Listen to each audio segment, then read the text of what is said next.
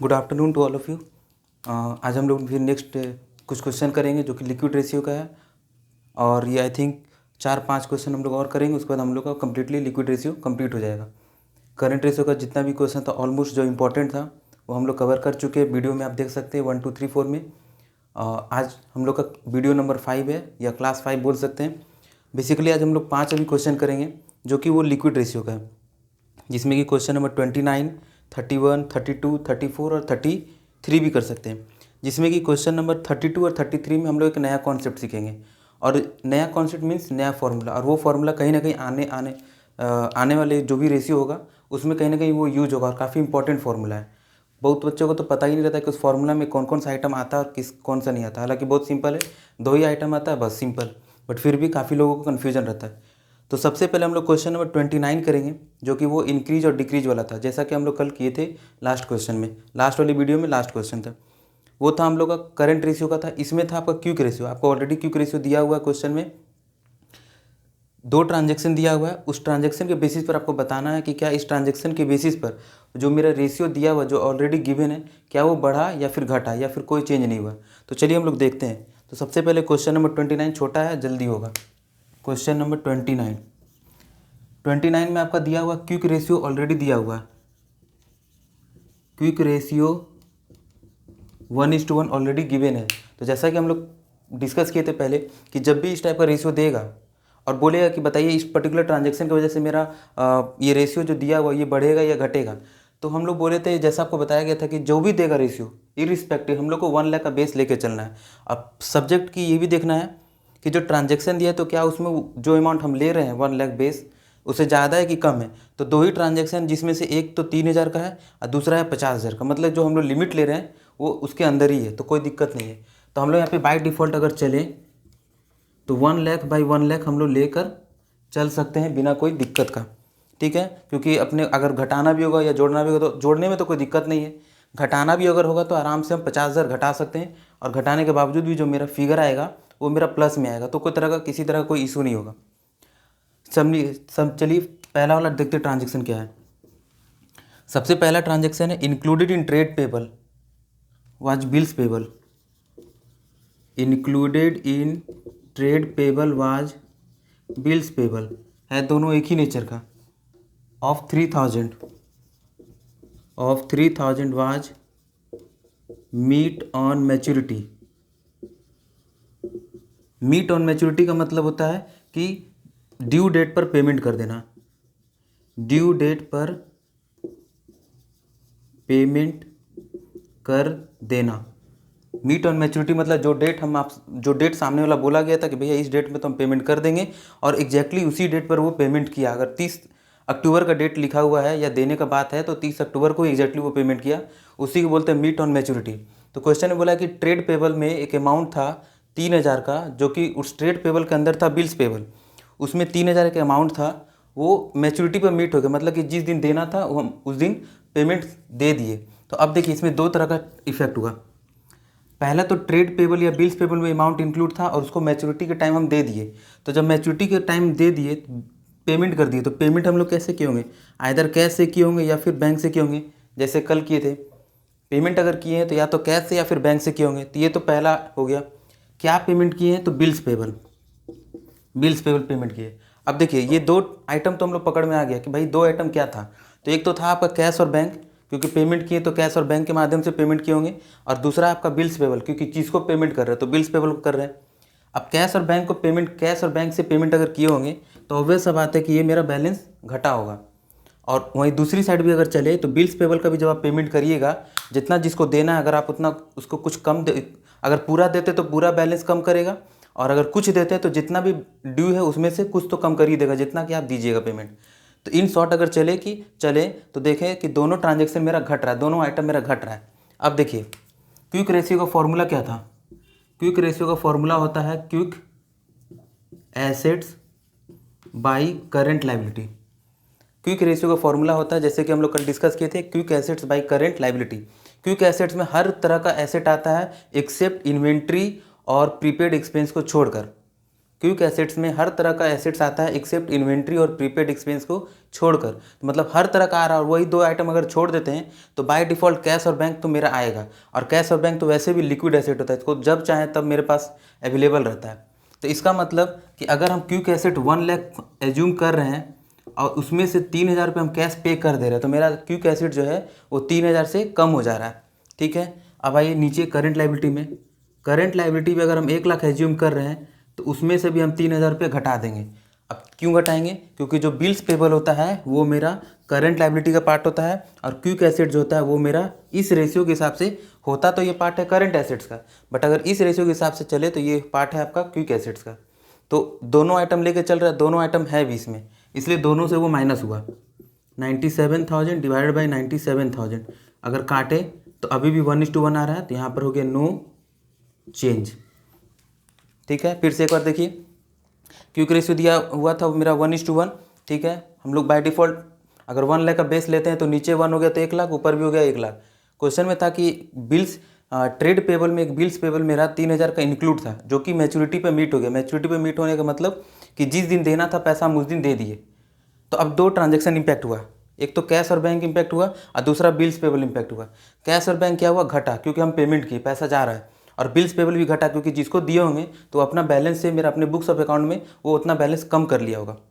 Cash और bank जो है तो ये पार्ट ऑफ करंट एसेट, लेकिन चूंकि इस फॉर्मूला में हम लोग करंट एसेट्स नहीं लेकर हम लोग क्विक एसेट लेकर चल रहे हैं, तो ये पार्ट ऑफ क्विक एसेट हो गया। और बिल्स पेबल आप लोग 11 से पढ़ते आ रहे होंगे कि बिल्स पेबल हो या ट्रेड पेबल हो, ये पार्ट ऑफ करंट लायबिलिटी होता है। तो चूंकि दोनों माइनस होगा तो दोनों में माइनस कर दिए, माइनस करने के बाद भी मेरा 1:1 आ रहा है। पहले भी मेरा 1:1 था, अभी भी 1:1 है, तो इसलिए ये हो गया नो चेंज। तो ये हो गया पहला। अब आइए दूसरा लिखा हुआ है debenture of 50,000 converted in equity shares. Debenture of 50,000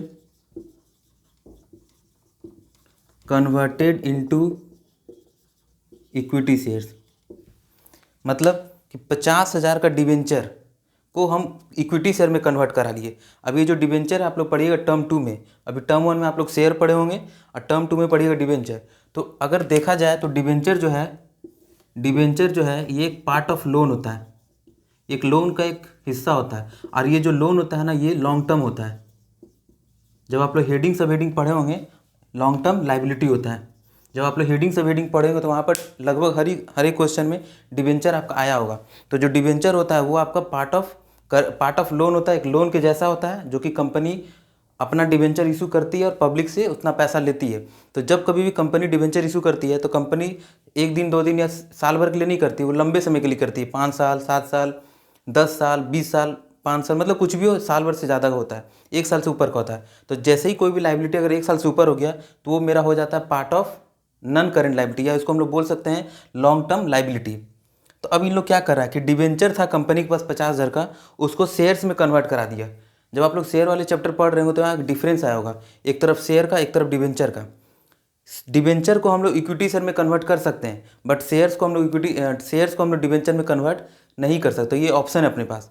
ठीक है, तो क्वेश्चन में बोला कि 50,000 का डिबेंचर हम इसमें क्या बोलते हैं इक्विटी शेयर में कन्वर्ट करा लिए। तो अब देखिए क्वेश्चन में क्या है ना कि डिबेंचर तो मेरा लॉन्ग टर्म लायबिलिटी है, एग्री करते हैं। ठीक है, लॉन्ग टर्म लायबिलिटी मतलब कि नॉन करंट लायबिलिटी है, और हमारे पास क्या है करंट लायबिलिटी है। तो इसमें देखिए 2 तरीके से क्वेश्चन बनेगा। एक बनेगा जो एक्चुअल होता है और आप भी उसको इस पर एग्री करेंगे जितने जन भी वीडियो देख रहे हैं, और एक तरीका ये है कि जैसा कि अब अगर बुक के हिसाब से अगर हमको क्वेश्चन आंसर मिलाना हो, टैली करना हो तो उसके हिसाब से। तो अब देखिए अगर हम क्वेश्चन में मान लीजिए एजम्पशन लेके चलते हैं, 2 एजम्पशन से ये क्वेश्चन बन रहा है। एजम्पशन 1, पहला एजम्पशन क्या है कि डिबेंचर को हम नॉन करंट लायबिलिटी मान रहे हैं, और दूसरा एजम्पशन होगा कि डिबेंचर को हम लोग करंट लायबिलिटी मानेंगे। ये हो गया एजम्पशन 2। पहला एजम्पशन है कि जो डिबेंचर है उसको हम लोग नॉन करंट लायबिलिटी मानकर चलेंगे, और जो दूसरा एजम्पशन है डिबेंचर को हम लोग करंट लायबिलिटी मानकर चलेंगे। अब अगर फर्स्ट वाले एजम्पशन के हिसाब से आते हैं, फर्स्ट वाले एजम्पशन के हिसाब से चलते हैं। फर्स्ट वाला एजम्पशन क्या था? एजम्पशन का मतलब था मान के खुद से चलना, जो हो सकता है। अब मानना भी ऐसा चीज़ है जो होने लायक हो, ऐसा नहीं कि कुछ ऐसा मान लेना है कि जो होने लायक है ही नहीं।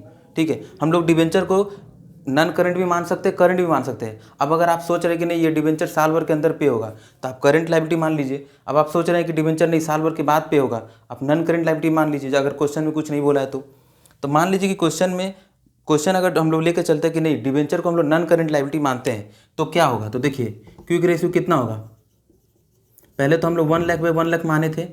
अब देखिए डिबेंचर को हम लोग शेयर्स में कन्वर्ट करा रहे हैं, यहाँ पे कुछ भी कैश बैंक कुछ भी नहीं आ रहा, मतलब एसेट का तो कोई पार्ट ही नहीं आ रहा है। एक चीज़ को उठाए दूसरे चीज़ में डाल दिए, तो इसमें कोई कन्वर्ट मतलब मेरे को क्विक एसेट्स में कोई भी किसी भी तरह का कोई इंपैक्ट नहीं आएगा। शेयर हुआ और डिबेंचर हुआ, शेयर डिबेंचर उठाए शेयर में डाल दिए, दोनों इक्विटी शेयर और डिबेंचर दोनों मेरा लायबिलिटी का पार्ट होता है, तो मतलब क्विक एसेट्स में मेरा कोई डिफरेंस नहीं आएगा। अब अगर डिबेंचर को अगर हम नन करंट लायबिलिटी मानते हैं और हमको अगर हम नन करंट मानते हैं लेकिन हम मेरे को यहाँ पे क्या चाहिए, करंट लायबिलिटी चाहिए। अब जब नन करंट लायबिलिटी माने हैं तो फिर ऑब्वियस सा बात है कि हम इसमें ना घटाएंगे ना जोड़ेंगे, क्योंकि अपने को चाहिए था करंट लायबिलिटी, लेकिन यहाँ पर हम मान के चल रहे हैं कि ये नन करंट लायबिलिटी है। तो अगर वैसा मानते हैं तो इस केस में भी 1:1 आएगा और यहाँ हो जाएगा नो चेंज। अगर डिबेंचर को नन करंट लायबिलिटी मानते हैं तो उस केस में क्विक रेशियो आपका नो चेंज हो जाएगा। लेकिन अगर डिबेंचर को आप करंट लायबिलिटी मानते हैं कि नहीं डिबेंचर को हम करंट मानते हैं क्योंकि क्वेश्चन में कुछ बोला नहीं है, तो अगर उस सेंस में अगर आप करंट लायबिलिटी मानते हैं उसको, तो देखिए 1 लाख बाई 1 लाख तो हो जाएगा अपने यहाँ अपनी जगह पर जैसा कि ऊपर माने थे।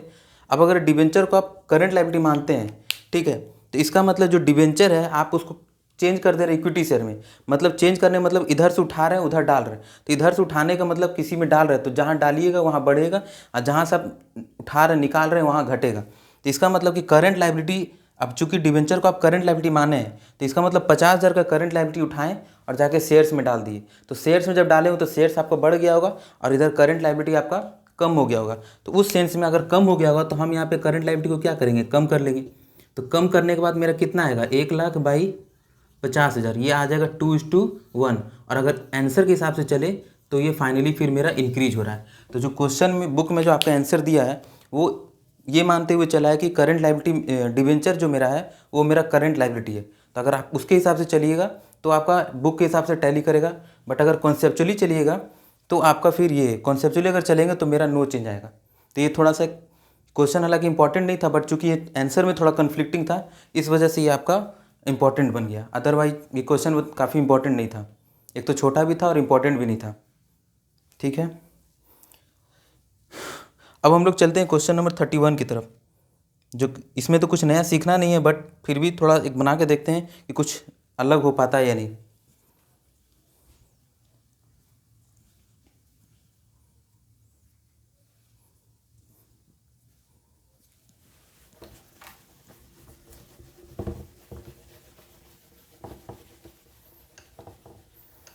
चलिए कॉपी कीजिए फटाफट, तब तक हम क्वेश्चन लिखते हैं। क्वेश्चन नंबर 31, और ये जो भी क्वेश्चन हम लोग बना रहे हैं जो आपका एडिशन है 2021 एडिशन टी एस अग्रवाल का बुक, उस एडिशन से एक हम लोग का क्वेश्चन बन रहा है। तो आप क्वेश्चन का फिगर से भी आप टैली कर सकते हैं अगर आपके पास पुराना बुक है तो। इन्वेंट्री 3 लाख, इन्वेंट्री 3 लाख, इसके बाद हो गया total liquid assets 12 lakh, total liquid assets 12 lakh, total liquid assets हो गया 12 lakh. Quick ratio 2:1, quick ratio 2:1। अपने को मांगा है current ratio, calculate current ratio. चलिए तो हम लोग बढ़ते हैं आगे। आई होप आप लोग नोट कर लिए होंगे।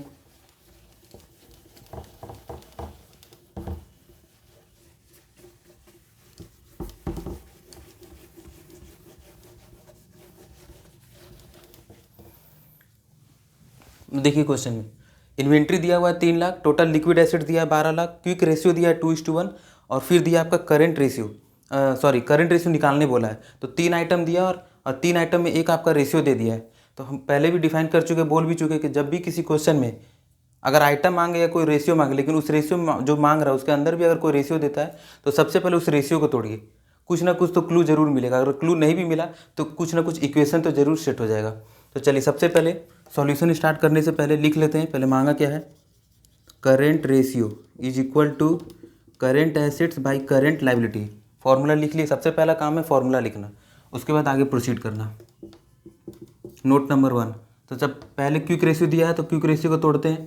Quick ratio is equal to quick assets by current liability. देखिए शॉर्टकट में लिख रहे हैं, बट आप लोग जब नोट करिएगा तो पूरा डिटेल में लिखिएगा ताकि वो याद हो सके। अगर याद हो जाएगा तो फिर आप शॉर्टकट आप भी चल सकते हैं। और चूँकि MCQ हम लोग को बनाना है तो शॉर्टकट लिखने से टाइम अपना बचेगा।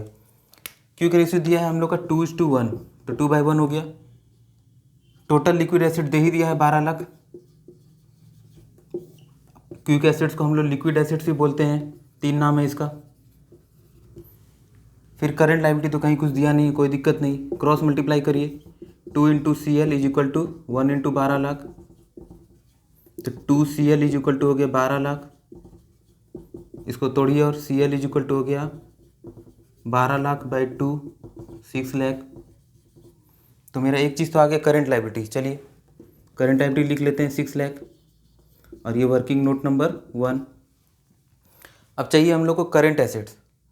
करंट एसेट्स भी निकल जाएगा, दिख रहा है नोट नंबर 2। करंट एसेट्स का फॉर्मूला है quick assets plus inventory.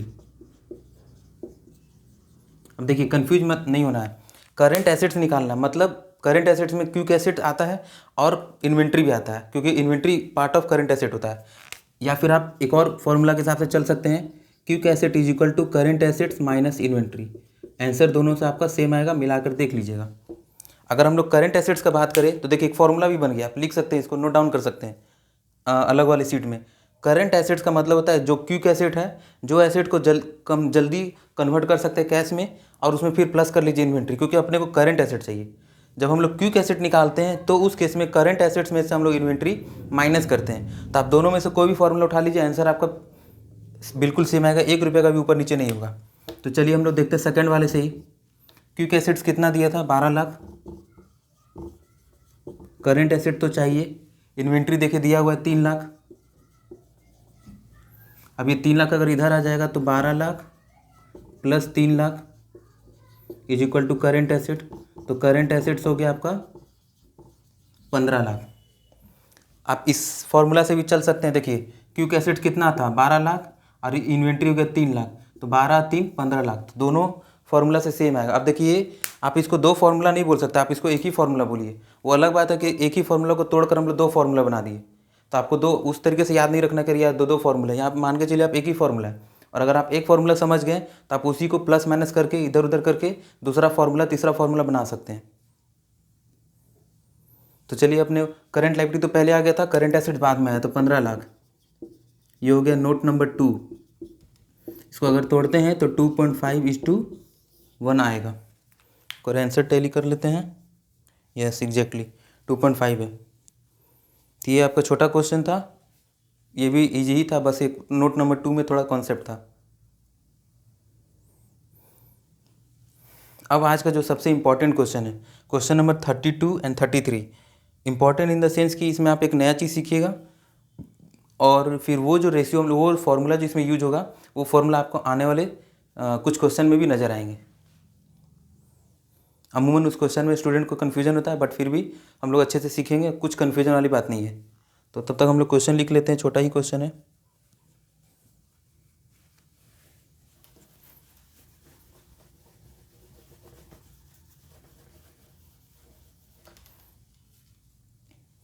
Question 31 हो गया, 32 total asset 11 lakh. Question number 32 total assets 11 lakh. Total assets 11 lakh हो गया। Fixed asset 5 lakh. Fixed asset 5 lakh. Fixed asset 5 lakh हो गया।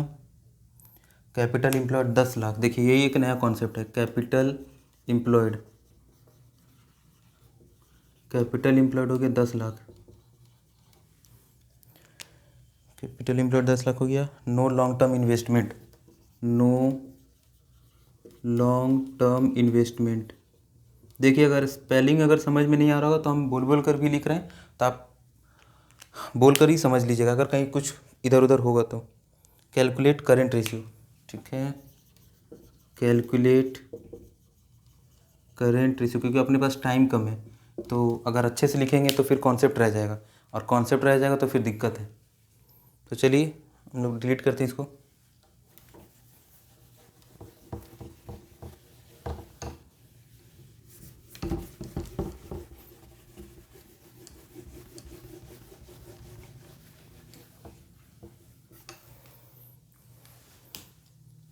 देखिए सबसे पहले इस क्वेश्चन को स्टार्ट करने से पहले एक दो नया फॉर्मूला जो बनता है वो हम लोग पहले सीख लेंगे।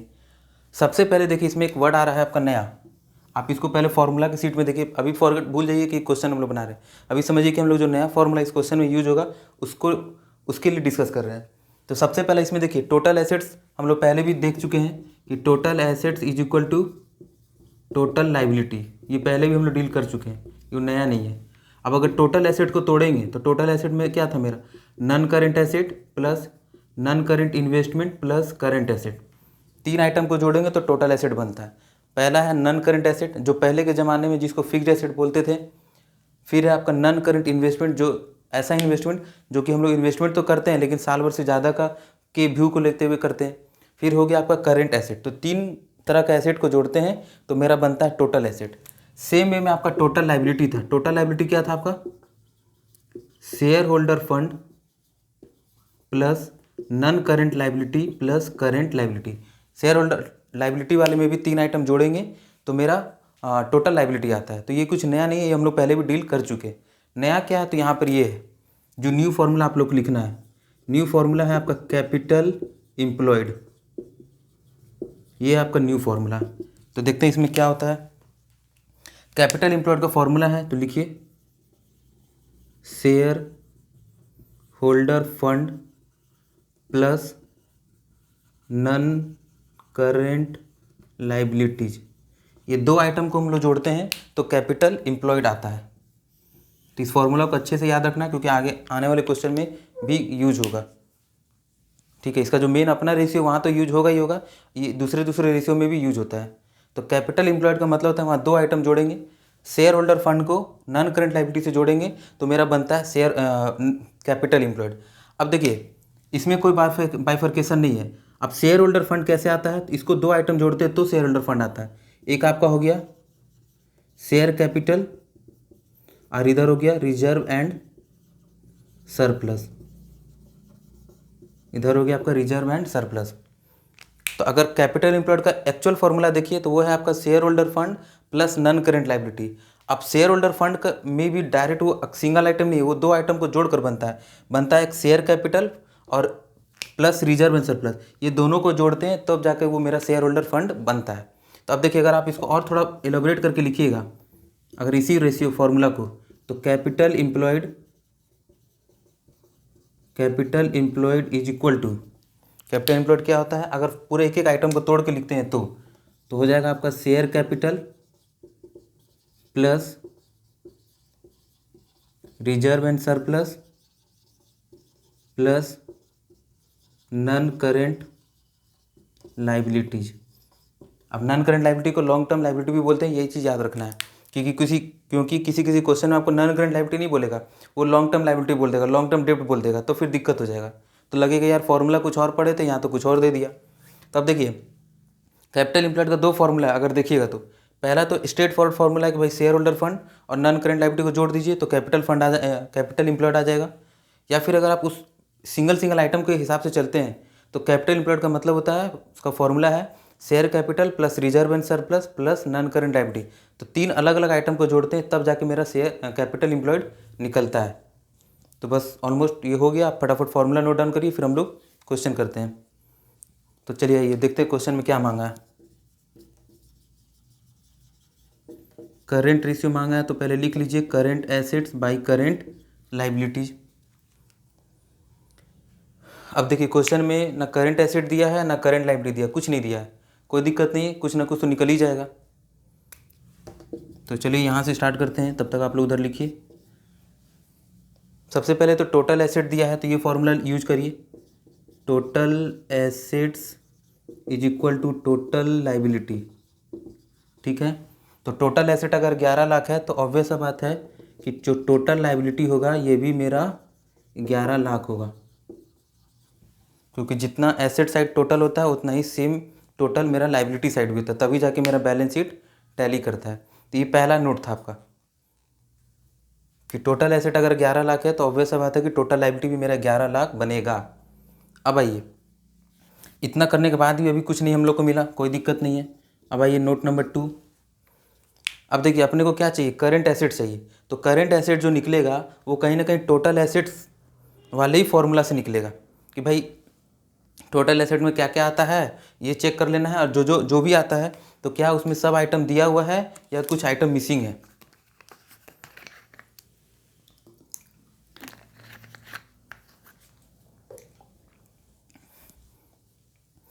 अब आइए, अब अपने को करंट एसेट्स का तलाश है, तो हम लोग यूज करते हैं टोटल एसेट वाला formula. Total assets is equal to non current assets, short में लिख रहे हैं ध्यान दीजिएगा, non current investment plus current assets. Space का भी प्रॉब्लम है और टाइम का भी प्रॉब्लम है, तो शॉर्ट में लिख रहे हैं, बट हम रिमाइंडर 2 बार 3 बार हमेशा बोलते जा रहे हैं कि total asset is equal to non current asset NCA, non current investment plus current assets. अब आइए, टोटल एसेट तो 11 लाख दे दिया है। नन करेंट एसेट को पहले ज़माने में इसको हम लोग बोलते हैं नन करेंट एसेट, पहले ज़माने में बोलते थे फिक्स्ड एसेट, वो ऑलरेडी गिवन है 5 लाख। प्लस देखिए यहाँ लिखा हुआ नो लॉन्ग टर्म इन्वेस्टमेंट, कोई लॉन्ग टर्म इन्वेस्टमेंट नहीं है, तो हम यहाँ पे बाय डिफ़ॉल्ट 0 मान सकते हैं। और करेंट एसेट तो चाहिए, तो इधर हो गया 5 लाख को इधर अगर लाते हैं तो 11 lakh minus 5 lakh is equal to current assets. तो करेंट एसेट्स हो गया आपका 6 लाख। तो यहाँ पर लिख लेते हैं करेंट एसेट हो गया 6 लाख। और नोट नंबर 2, तो देखिए करंट एसेट्स के लिए सबसे पहले क्या किए, पहले तो total asset is equal to total liability का फॉर्मूला लगाएं। हालांकि वो नोट नंबर 2 के लिए यूज नहीं है, बट फिर भी आगे यूज होगा। फिर आइए टोटल एसेट वाले फॉर्मूला पर, कि देखना ये था कि टोटल एसेट में कौन कौन आता है और क्या क्या दिया हुआ है। तो टोटल एसेट में 3 तरह का आइटम आता है, एक होता है नन करेंट एसेट, फिर नन करेंट इन्वेस्टमेंट, फिर current asset. Non current asset जिसको पहले ज़माने में फिक्स्ड एसेट बोलते थे, आज भी बुक में फिक्स्ड एसेट ही आपको मिलेगा, तो वो 5 लाख था। नन करेंट इन्वेस्टमेंट बारे क्वेश्चन में खुद बोल दिया था कि नो है, मतलब नो मतलब है ही नहीं, तो है ही नहीं इसका मतलब वहाँ पर हम लोग 0 एज्यूम कर सकते हैं। फिर आपका है करंट एसेट, तो निकालना ही था, प्लस माइनस किए तो अपना करंट एसेट आ गया 6 लाख। तो ये तो दो आइटम में से एक आइटम आ गया करंट एसेट। अब आइए करंट लायबिलिटी निकालते हैं।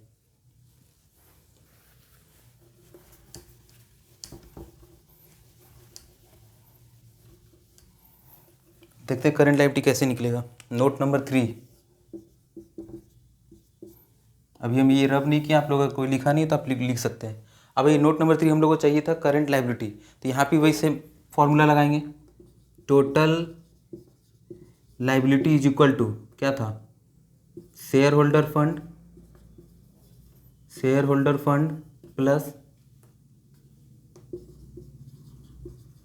None current liability plus current liability. यही 3 आइटम को जोड़ते हैं तो मेरा टोटल लायबिलिटी आता है, जो कि अभी हम लोग फॉर्मूला में लिखे भी थे। अब आइए क्वेश्चन में प्रॉब्लम क्या है कि शेयर होल्डर फंड क्वेश्चन में नहीं दिया है, ना ही नन करंट लायबिलिटी दिया है, क्योंकि 3 ही आइटम दिया है, 3 में से वो भी एक टोटल का था और एक फिक्स्ड एसेट दे दिया। लेकिन एक चीज़ दिया हुआ वो दिया है कैपिटल एम्प्लॉयड। तो हम लोग यहाँ सीखे हैं कि कैपिटल एम्प्लॉयड का मतलब फॉर्मूला है shareholder fund plus non current liability. मतलब ये 2 आइटम को जोड़ेंगे, फर्स्ट वाले को और सेकंड वाले को, तो मेरा कैपिटल एम्प्लॉयड निकल जाता है। तो इन द सेंस कि मतलब कि क्वेश्चन में 3 आइटम को जोड़कर टोटल लायबिलिटी आना है, बट 3 आइटम में से जो शुरू का जो 2 आइटम है उसको एक फॉर्मूला में इनकॉर्पोरेट कर दिया, जिसको हम लोग बोलते हैं कैपिटल एम्प्लॉयड। तो अगर 3 में से 2 आइटम का एक ही बार जोड़ के दे दिया है तो हम लोग बाय डिफ़ॉल्ट यहीं लिख देते हैं 10 लाख, क्योंकि दोनों को जोड़ते तो कैपिटल एम्प्लॉयड आता है प्लस, और करंट लायबिलिटी तो चाहिए था। और हम लोग यहाँ माने थे कि टोटल एसेट अगर 11 लाख है तो बाय डिफ़ॉल्ट टोटल लायबिलिटी भी आपका क्या होगा, 11 लाख होगा। तो टोटल लायबिलिटी यहाँ लिख लेते हैं 11 लाख, प्लस माइनस करते हैं।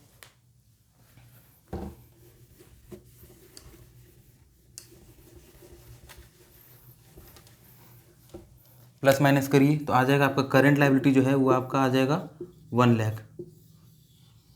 ठीक है, तो अगर 1 लाख इधर आ गया तो यहाँ 1 लाख लिख लीजिए। नोट नंबर 3, इसको अगर ब्रेक करेंगे तो ये आएगा आपका 6:1 आएगा।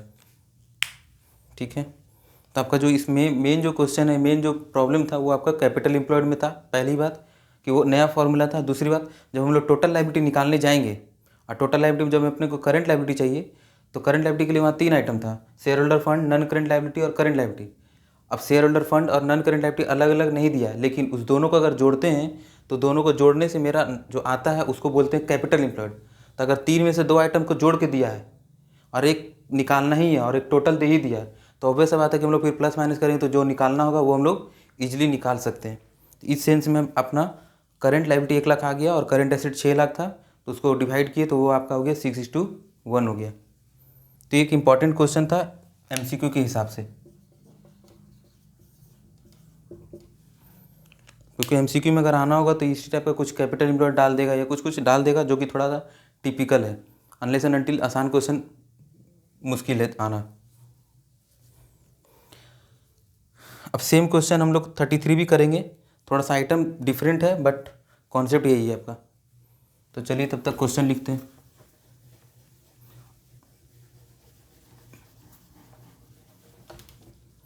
Question 33, capital employed 20 lakh,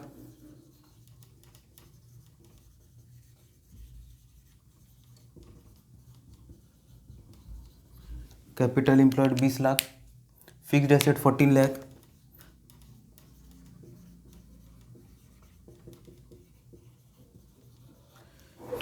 fixed assets 14 lakh, current liability 2 lakh,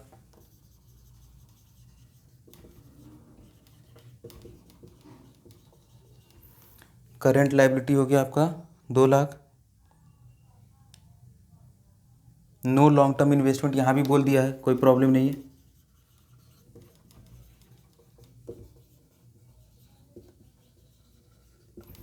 no long term investment. फिर बोला है कैलकुलेट करेंट रेशियो।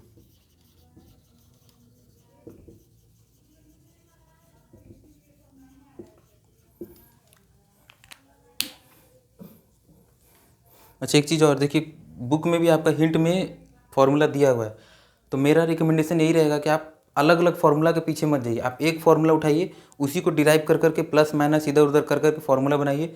अपना जो मेन एम होगा वो है कि क्वेश्चन सही बनाना और आंसर सही लाना, ठीक है।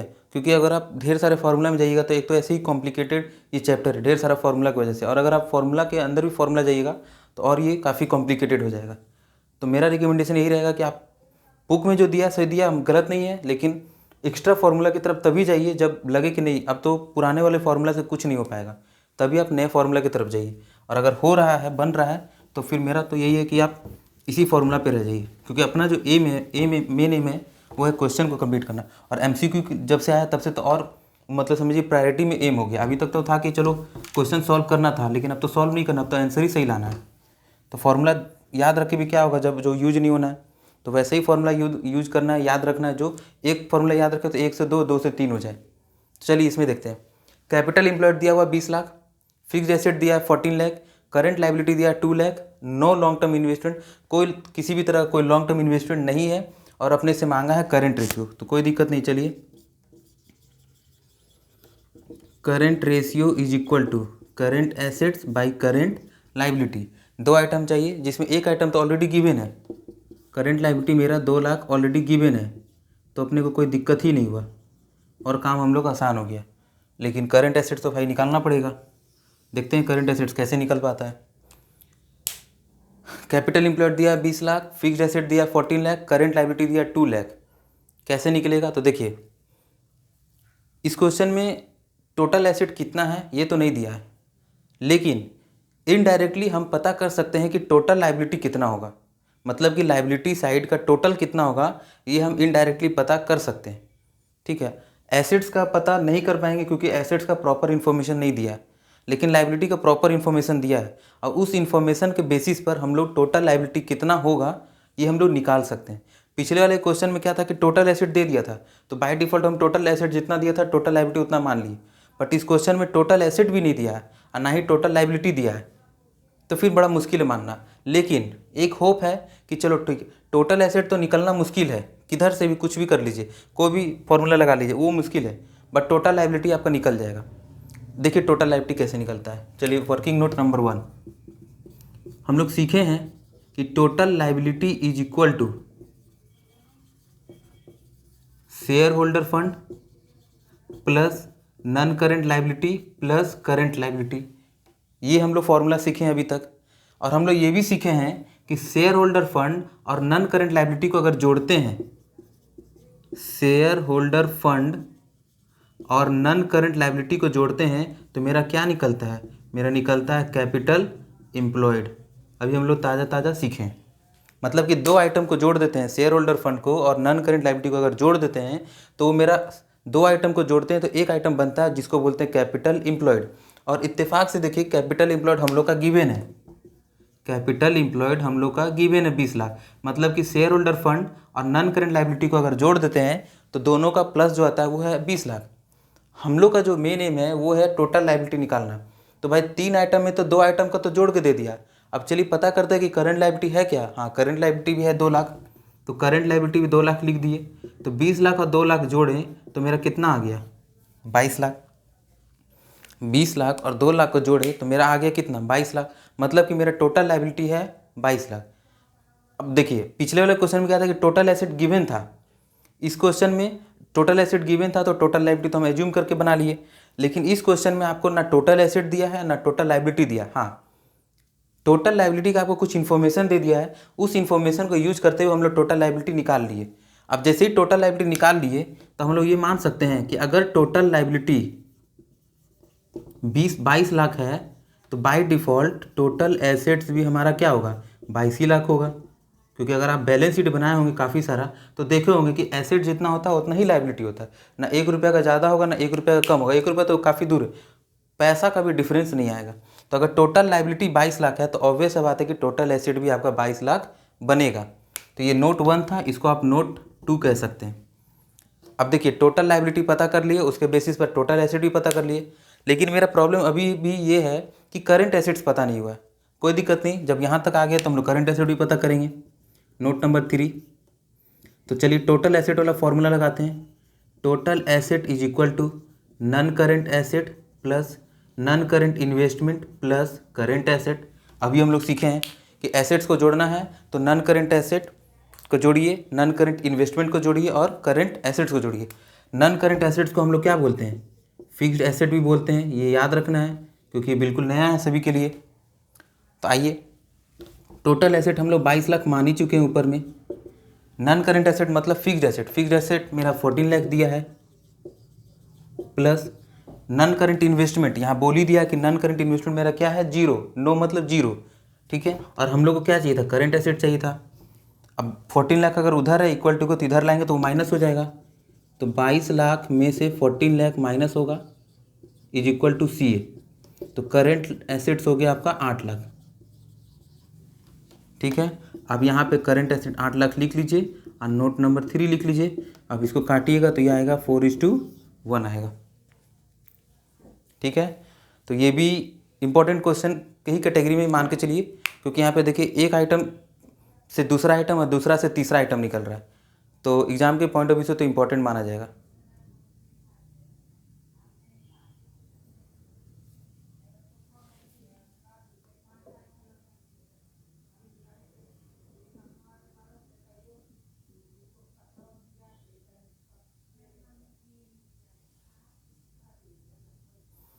ठीक है, तो सबसे पहले इस क्वेश्चन में क्या किया कि टोटल लाइबिलिटी पता किए, टोटल लाइबिलिटी को पता किए, उसके बाद फिर टोटल लाइबिलिटी के बेसिस पर टोटल एसेट में गए और फिर टोटल एसेट को बाइफरकेट किए, अलग अलग आइटम को जोड़ के तो फिर मेरा करंट एसेट आया।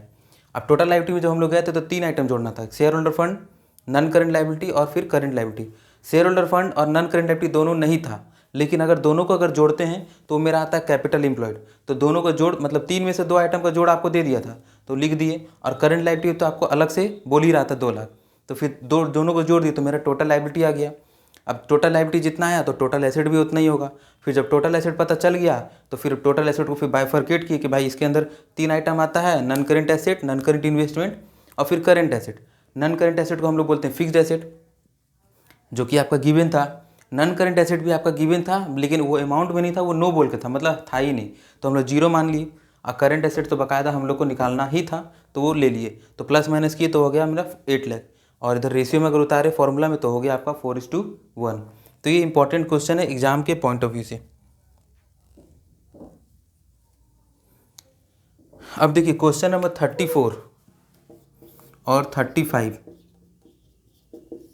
ये आप सेल्फ बना सकते हैं और ये बन भी जाएगा, काफ़ी आसान है। बस सिंपल है, आपको फॉर्मूला लिखना है। आइटम आपको इंडिविजुअली दिया हुआ है, कुछ आइटम टोटल में करके दिया है जैसा कि दिख रहा है बुक में, तो आप उसको जब टोटल वाला फॉर्मूला लगाकर आप उसको बना सकते हैं। बट फिर भी अगर किसी को प्रॉब्लम होता है और अगर कोई न्यू स्टूडेंट अगर देख रहे हैं और वाकई में उनको कुछ इशू है, तो आप मेरे को इस नंबर पर मैसेज कर सकते हैं या कॉल कर सकते हैं। ये कॉल भी हो जाएगा, इस पर व्हाट्सएप भी हो जाएगा, आप मेरे को कर सकते हैं विदाउट एनी डाउट। आप पूछिए, बिल्कुल कोई तरह का दिक्कत नहीं है। और अगर सेम स्टूडेंट देख रहे हैं जो मेरे अपने स्टूडेंट हैं, तो फिर खैर उनको तो उनके पास काफ़ी टाइम भी है और काफ़ी रिसोर्सेज भी है, ठीक है। क्योंकि यहाँ पे एक एक क्वेश्चन करना रिलेटिवली थोड़ा मुश्किल है, टाइम भी अपने पास कम है और आपको रिवीजन भी करना है तो मुश्किल है।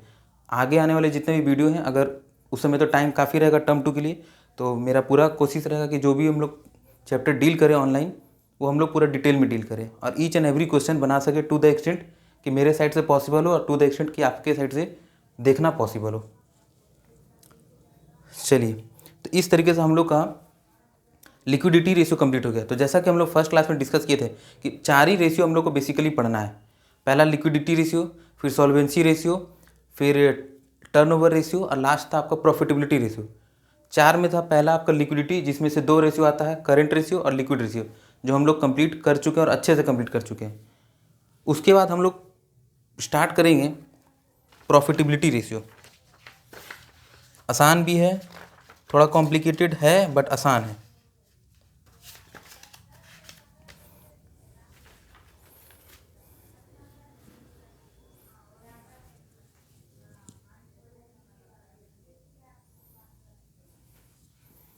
तो ऐसा करते हैं कि ये काफ़ी वीडियो लंबा ऑलमोस्ट 41 मिनट का हो भी चुका है। तो हम लोग जो भी नेक्स्ट रेशियो है, जो नेक्स्ट फार्मूला है प्रॉफिटेबिलिटी रेशियो, हम लोग उसको नेक्स्ट वीडियो में ही इनकॉर्पोरेट करते हैं। और अभी के लिए फ़िलहाल थैंक्स और सबको थैंक्स।